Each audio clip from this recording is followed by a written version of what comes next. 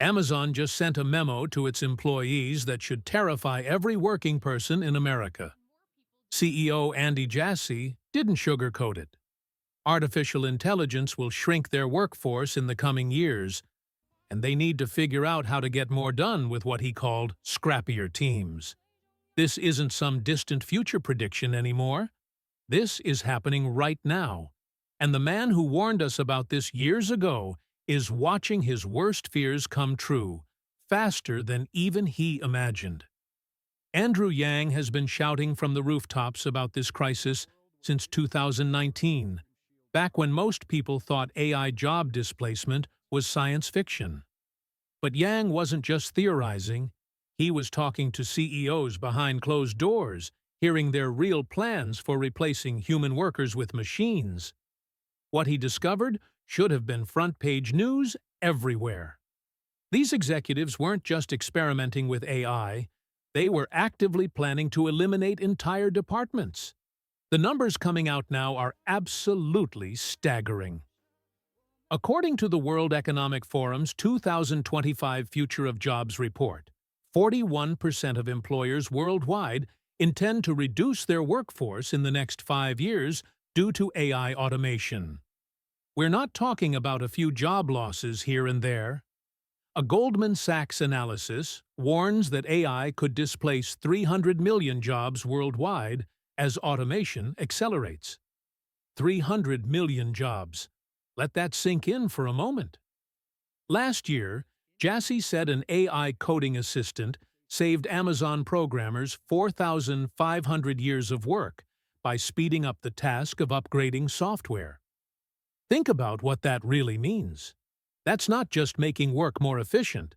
That's eliminating the need for thousands of programmers. Amazon has cut more than 27,000 jobs since the start of 2022, and it's announced smaller, more targeted layoffs in its retail and devices units in recent months. But this is just the beginning of what's coming. Yang described exactly how this plays out in real companies, and it's happening everywhere now.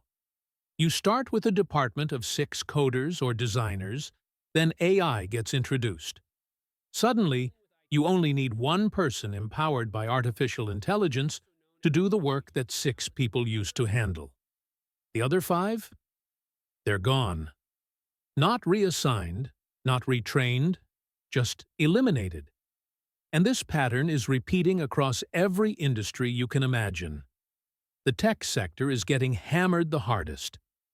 Technology jobs face massive transformation, with 92% of IT jobs set to be changed by AI, hitting mid-level positions at 40% and entry-level positions at 37% the hardest. Remember when everyone said computer science was the safe career choice? Yang talked about how he used to tell people to major in computer science because they'd be set for life. Now, those fresh graduates can't find jobs because AI is already doing their work. But it's not stopping with tech jobs. 65% of retail jobs face automation by 2025 due to technological advances and cost pressures. Manufacturing is next, with up to 30% of jobs potentially automated by the mid-2030s. The most common job in 29 states is truck driving, and autonomous vehicles are already hitting the highways. Those drivers Yang mentioned, they're about to become obsolete too. What makes this situation truly unprecedented is who's getting involved. Even the Pope has stepped in, hosting urgent discussions about AI's impact on humanity.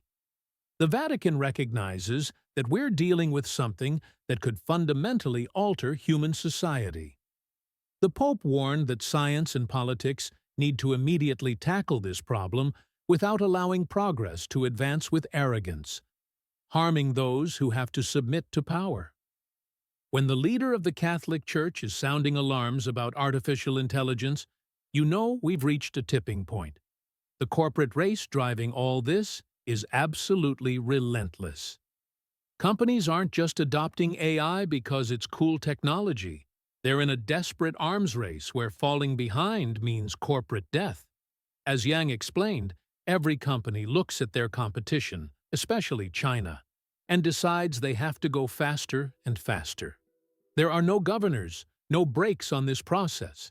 The incentive for individual firms is just to go, go, go as fast as possible and worry about the human cost later. What's really chilling is how open CEOs are becoming about their plans. Meta's Mark Zuckerberg said AI could be ready this year to effectively be a sort of mid-level engineer capable of writing code. CEOs of companies ranging from Amazon to JP Morgan have warned their human workforces will shrink because of AI. These aren't leaked internal documents or private conversations.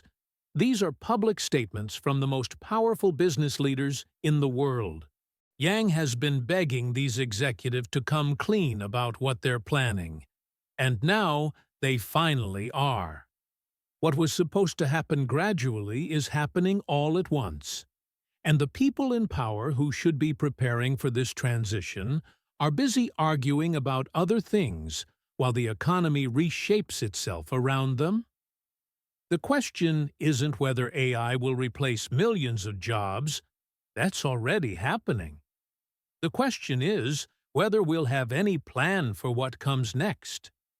Yang's vision of universal basic income and a society where people don't have to work 5 days a week to survive sounds utopian, but it might be the only way to prevent massive social upheaval. Because right now, we're racing toward a future where a few tech companies control everything while everyone else fights for the scraps. This isn't just an economic story. It's a story about the future of human dignity and purpose.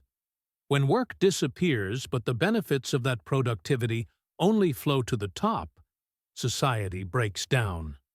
Yang saw this coming from miles away, and now his warnings are playing out in real time. The corporate memos are public, the job cuts are accelerating, and the window for preparing for this transition is closing fast. The only question left is whether anyone in power is listening.